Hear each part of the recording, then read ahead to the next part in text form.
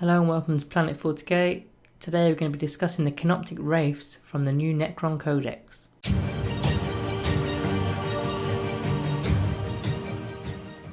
So when Warhammer community released the teaser information of the new Ophidian destroyers, there was a lot of speculation about whether they were replacing the Wraiths. This doesn't seem to be the case, and the Canoptek Wraiths still appear to be a solid foundation of the Canoptek force that you can bring. Okay, so coming in at 5 power level for a unit of 3 or 10 power level for a unit of 6. And if you're playing points, as I know most of you are, they're 35 points per model. Then you need to pay for any range weapon upgrades, which we'll go over later in the video. So these are a fast attack option, and they are classed as beasts in their keywords, and they can fit into any dynasty that you select. So as for their stat line, they are movement 12 inch, weapon skill 4+, ballistic skill 4+, strength 4, toughness 5, wounds 3, attacks 4, leadership 10 and a 3+ save. Pretty quick as always with that 12 inch movement. They appear to have worsened with their ballistic skill, weapon skill and strength since the last codex, but we'll get to why in a few minutes. They have also gained an attack, and they've also got a saving throw now of a 3+. So as for abilities, the standard Necron stuff applies, so they've got living metal which gives them back a lost wound at the start of the turn. Reanimation protocols, so for every wraith that died in that particular attack, they have to roll 3 dice as they've got a wounds characteristic of 3, and you require 3 lots of 5+ rolls for it to stand back up. The way I tend to see reanimation protocols is for every 3 models you lose to that particular attack, on average one of them will stand up. So in this case, if you had 3 dead wraiths in that attack, that will give you 9 dice to roll, and on average you're going to get 3 successful 5+ rolls, getting one of them back up. So this kind of draws a weakness in some respects, as the best way to hurt a Necron unit that has a lot of multi-wound models is to pick them off slowly, so that the Necron player will always have awful odds of getting the model back up. So they've also got command protocols, which is your Necron doctrines, giving you an army-wide buff each battle round, as long as you're within 6 inches of a character and have a noble still alive on the battlefield. They have Slinking Strike, which grants the unit to shoot and charge even when they fell back. So really nice, as you might get tar pitted when you really want to fight a more juicier target, so you've got the ability to leave combat and recharge somewhere else after shooting as well, which is pretty strong. Then finally they've got Wraith Form, which grants a 4+ in 1 save. Sadly not a 3+ in 1 save like the good old days, although I believe Games Workshop are pretty much removing most 3+ in 1s now in the game, as they're too overpowered. In addition to the invuln save, they also gain the ability to move through models as if they weren't there, as long as they don't end up on top of other models. So each Wraith is equipped with Vicious Claws, so we'll start with those. They are Strength +2, which is Strength 6, -2 AP and 2 damage. So even though their datasheet stat is only 4, the Claws retain their Strength 6. In fact, they got a little bit better because they're now -2 AP and 2 damage, which is perfect for killing Marines. And as I said in the intro, they've dropped down a weapon skill to weapon skill 4, but they've also gained an attack.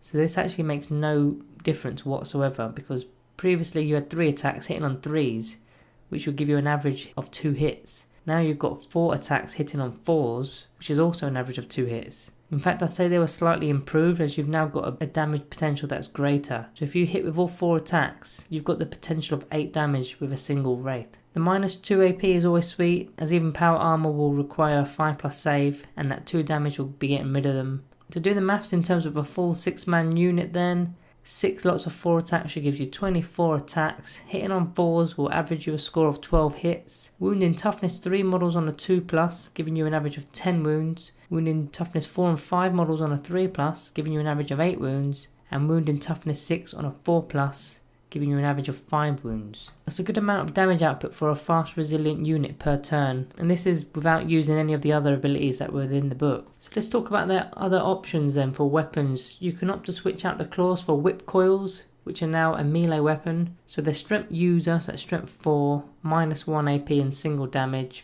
However, each time an attack is made with this weapon, you make 2 hit rolls instead of 1. So now it's only strength 4, but you're getting 8 attacks per model with these rolls. It doesn't have the greatest damage, but these things are built for weak horde units such as Orc Boys or Termagants. The -1 AP doesn't leave much of a save for those types of units, and the 1 damage is enough. 48 attacks in total with the max squad, on average hitting 24 times. Likely to be wounded on 4, so they'll be leaving you with an average of 12 dead Orc Boys or Termagants or whatever you're fighting. So bear the option in mind if you're playing against those horde units such as Tyranids and Orcs. You can add a particle caster for 5 points. So this is a 12-inch range, pistol 2, strength 6, no AP and 1 damage. So now the range isn't amazing, but you're going to be going for combat anyway, so it's just some extra shots there before you get to charge in, and then some extra shots if you're in combat as well. And again, the strength 6 is pretty nice to be wounding most infantry on 3s. If the caster isn't for you, then the other option is the transdimensional beamer. This upgrade is 10 points per model. It's also range 12. It's assault 1, strength 4, minus 3 AP and damage 3. So again, 12 inch, not a problem. It's assault 1 and only strength 4, but the AP and damage is worth a look. So these are your elite killing weapons. A unit all kitted out with these will give you 6 shots and on average getting 3 hits. So you'll be getting 1 or 2 wounds there, most likely removing a single model from the board. It's not overpowered by any stretch, but some elite units in the game are pretty pricey, like Terminators or Aggressors for example. So as always, we'll talk tactics and synergy. So starting with your Dynasty codes then. As your guys are designed for combat with a hint of shooty, I'd still choose the Novak Dynasty every time, for that +1 to charge and the extra -1 AP when you charged, were charged, or heroically intervened. The other generic Dynasty codes are okay, but for example the Mefrit Dynasty code gives you an extra 3 inch to your beamer. It's pretty pointless. I'd rather be in their face ready to charge. That's where most of your damage output's going to be coming from. Moving on to the custom codes then. Speaking to a lot of you guys in the comments, a lot of you guys are really loving the custom codes, and I said the majority of you are actually using custom codes rather than the main ones, which is quite interesting. So dynastic traditions then. The options are, you've got your Eternal Conquerors, which is objective secured.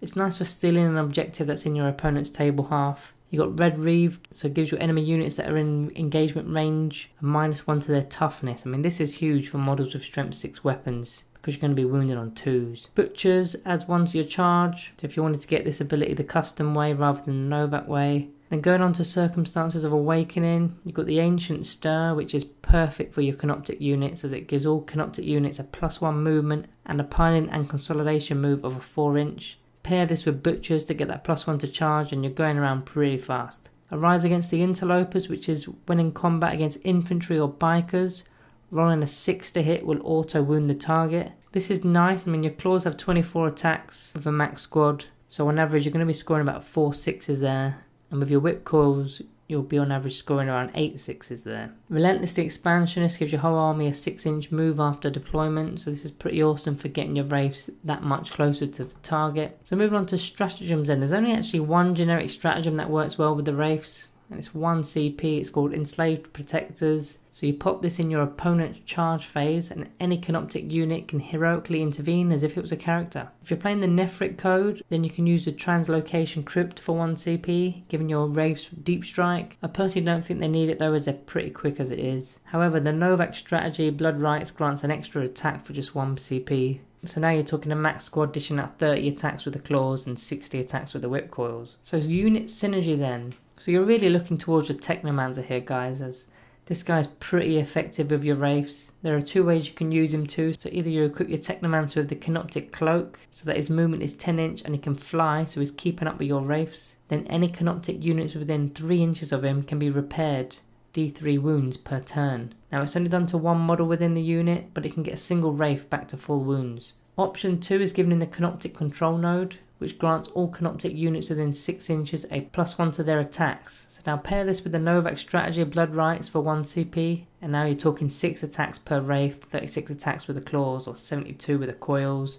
That's pretty nasty. The only issue with this option is the Technomancer's speed doesn't increase to 10 inch, so keeping up will be quite an issue unless you give your Cryptet the Dimensional Sanctum for 15 points, allowing him to deep strike and then maybe meet your Wraiths a lot closer to the action. If you did manage to foot slog your Technomancer to its destination, then maybe you think about the failsafe Overcharger, which, as you guessed it, grants another attack for your Canoptek units. So now you're talking a potential of 7 attacks each. However, this ability is done in the command phase, but it does have a slightly longer range of 9 inch. Just for the record, a full squad with 7 attacks each is 42 attacks. That has a max potential of 84 damage. That's pretty aggressive there. However, if you wanted to play more defensive with your Technomancer, you can go for the Hypermaterial Ablator. So any ranged attacks that are more than 12 inches away from your Wraiths will give you the benefit of light cover, basically giving you a 2+ armor save. So it's pretty handy. So there's one more thing that the Technomancer can do, the Phylacteric Hive. It's only done once per battle, so you select a Canoptek unit within 6 inches of the bearer, and he can use his Rites of Reanimation ability on them, which effectively gets you 1 lost Wraith back from the dead.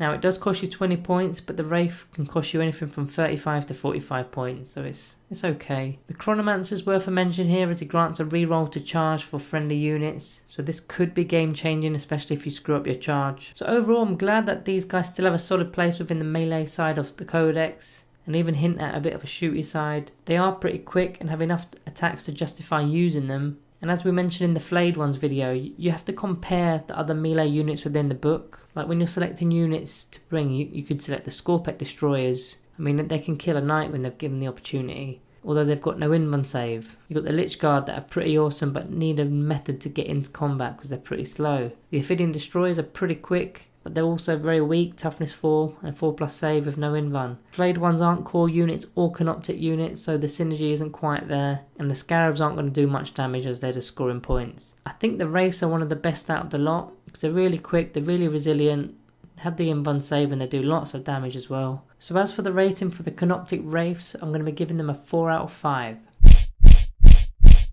So if you found this video useful, then smash that like button below. Hit the subscribe button and turn on the notification bell so you don't miss out on any future videos. Also check out our Patreon service, links in the description if that's something you're interested in. There's actually been a few changes in there with the tier structure, so have a look at that if you're interested. Soon we'll have our hands on the Death Watch and the Space Wolf supplements, so expect some reviews to start rolling out very shortly. Thanks for watching and I'll see you in the next one.